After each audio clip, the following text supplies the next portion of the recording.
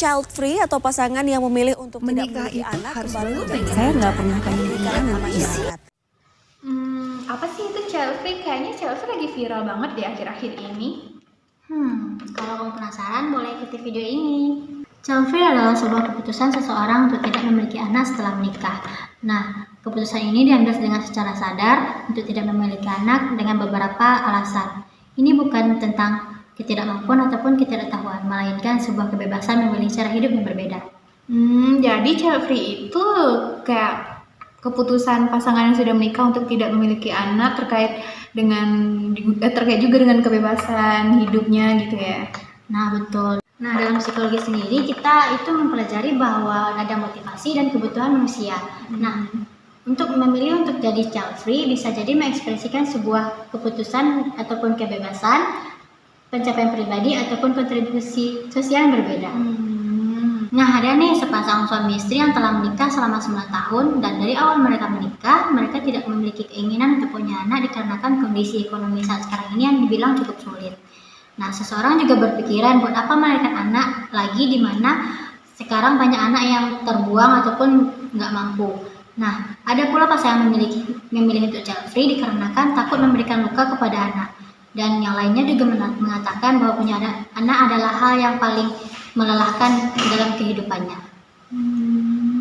Jadi bukan hanya dari segi ekonomi ya, tapi juga mempertimbangkan bagaimana kondisi anak-anak yang sudah ada di dunia ini. Buat milih child free itu panjang ya ternyata buat pemikirannya buat child free. Ya, tentu untuk memilih child free perlu beberapa pertimbangan kan, apalagi dengan kita sudah memiliki pasangan gitu.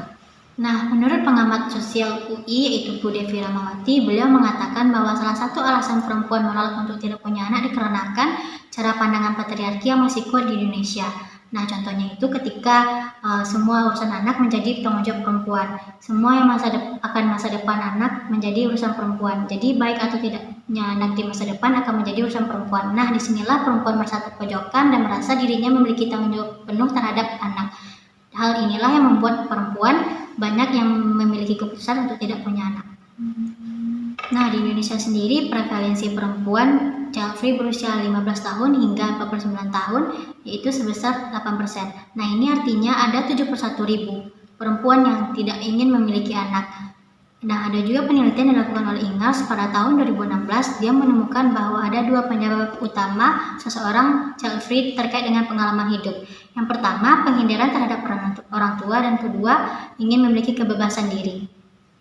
Individu yang memilih child free dikarenakan dengan alasan pengalaman hidup yang tidak enak dan dia tidak ingin bahwa anaknya nanti akan merasakan hal yang sama dengan apa yang dia rasakan. Banyak juga ya alasan orang buat child free kayak dari pengalaman hidup, bagaimana sisi patriarki yang ada di Indonesia, bagaimana anak yang sudah banyak ada di dunia ini. Banyak juga pertimbangannya. Ada juga pertimbangan yang dilakukan setiap pasangan untuk memilih child free ya, apalagi di era sekarang ini. Pertimbangan dari kesiapan mendidik anak, kesiapan finansial, dan banyak lainnya ya.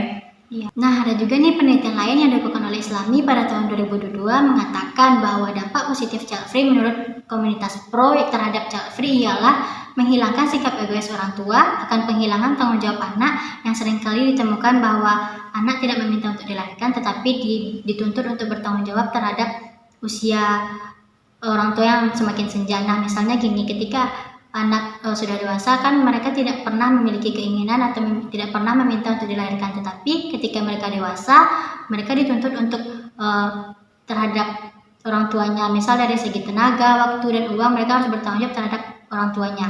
Nah, selanjutnya itu dampak positifnya menurunkan angka kematian anak pada usia dini karena orang tua yang belum siap untuk memiliki anak. Kan banyak sekarang kasusnya ketika orang tua belum siap untuk memiliki anak, malah dampaknya nanti ke anaknya.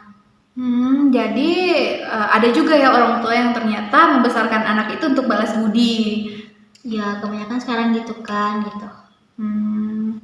Bener juga sih, apalagi sekarang kan banyak pro dan kontra terkait child free ini, apalagi di lingkungan masyarakat kita lah ya, kayak budaya kita, masyarakat kita banyak yang menganggap tuh banyak anak banyak rezeki. Jadi ngerasa orang yang child free ini nggak wajar dan aneh gitu kan. Padahal keputusan untuk memiliki anak itu ya kebebasan dan hak masing-masing. Ya betul. Nah, keputusan untuk memiliki anak ataupun tidak itulah pilihan pribadi yang sangat penting. Meskipun banyak yang kontra terhadap hal ini, penting untuk kita menghormati setiap keputusan yang dimiliki oleh individu lainnya. Yang terpenting adalah kita saling mendukung dan menghargai pilihan hidup masing-masing. Jadi ya kita tuh emang harus saling menghargai pendapat kita aja. Kan pandangan orang juga berbeda-beda gitu ya Siti ya. Iya, Ufi. Makasih ya Titi. Jadi child free itu memang banyak pro dan kontranya ya. Iya banyak, tapi sekarang lebih banyak pro-nya sih gitu. Apalagi di generasi milenial kan. Dengan banyak pertimbangan yang ada, jadi banyak yang memilih untuk pro dengan child free gitu. Ya, terutama anak muda.